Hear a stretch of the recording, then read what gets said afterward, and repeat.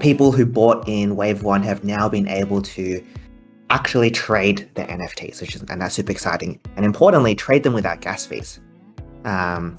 So I think we've seen over $1 million of trading so far. You can play this game by yourself, but you always should be going into a dungeon with a squad of 4 heroes. And those other 3 heroes that you're not playing actively in a dungeon, they'll be fighting alongside of you. So we want to make sure that you feel like the effort that you're putting into and the time you're investing into the game is always feels rewarding. The next sale will be in the next 3 to 5 weeks or so.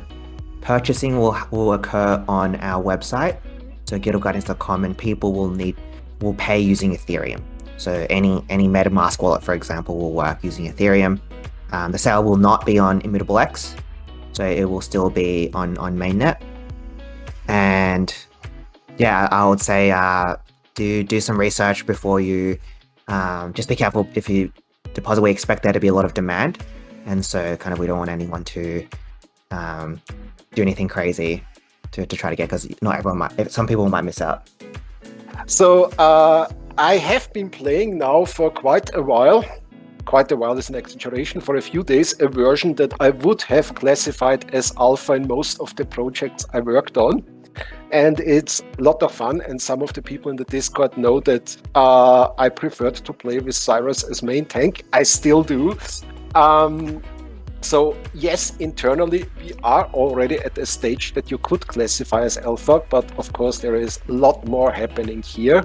We are still well on track to have the game live early next year, and we will for sure look into play testing with some of you, like closed playtesting before, but I cannot promise you a date yet. I can just tell you it already feels really good, and I will feed some small clips to Nick to give to you later.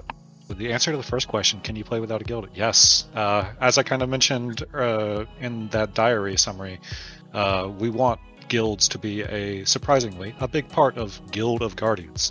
But I also understand, I'm one of these people myself. Sometimes you just want to chill and you want to have a solo experience, and you don't want to have to deal with the drama that sometimes comes with social networks and having to deal with people, that you encounter with or have to deal with online. And so we want to make sure that there's still large portions of the game that are absolutely totally playable without you needing to be part of a guild.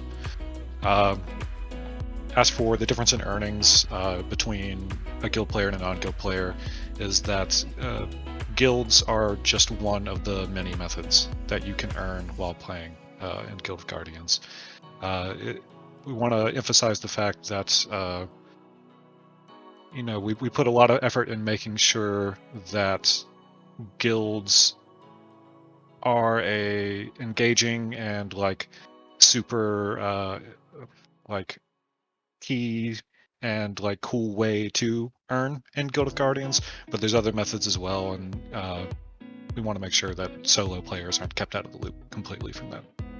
So if you've been keeping up with a lot of our Medium blog posts and our diaries, you've seen a lot of emphasis from myself on the fact that we want our combat to feel challenging and engaging, and a lot of the effort that you're putting into building your squads and customizing your squads needs to feel like it pays off, and that it's not something that, wow, I spent hours of time building the squad and then I jump into the game and I hit a button and I watch all the dice rolls happen. We want to make sure that payoff feels personal and more of something more directly connected to your effort. But we also understand that players who have put in a lot of that effort, and sometimes you just want to go back and you want to play some earlier levels because maybe you need some resources there to help you get something new, and it can be boring at times to go back and just one-shot tons of enemies if you're dead set on just a very clear-cut goal of getting to the end. And an auto mode is something that would absolutely be awesome to have in a situation like that. So there's a middle ground here where I think we can find a place for auto mode where it could be, hey, I beat this dungeon before, I beat it once manually, every time after that I am free to automate it whenever I wish. So like systems like that we're looking into.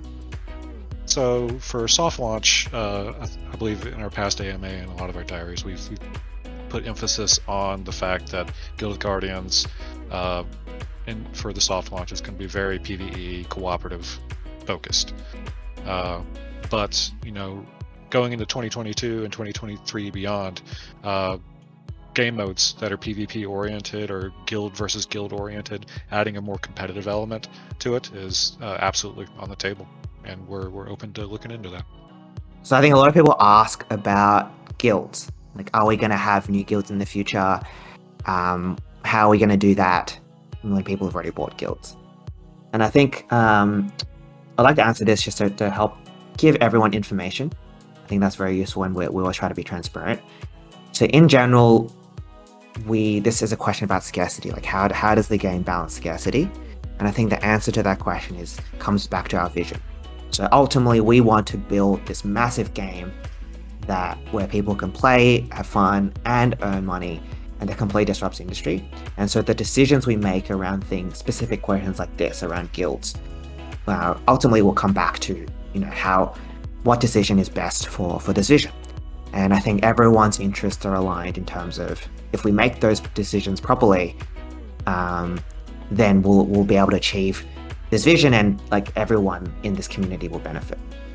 So specifically on guilds, we currently do not plan to have kind of more founder guilds. We have reserved the right to have more adventurer guilds only. I don't know if we're going to exercise that right, but we don't plan to have more founder guilds. However, we do plan to have more guilds, and that is because guilds are an important part of the game.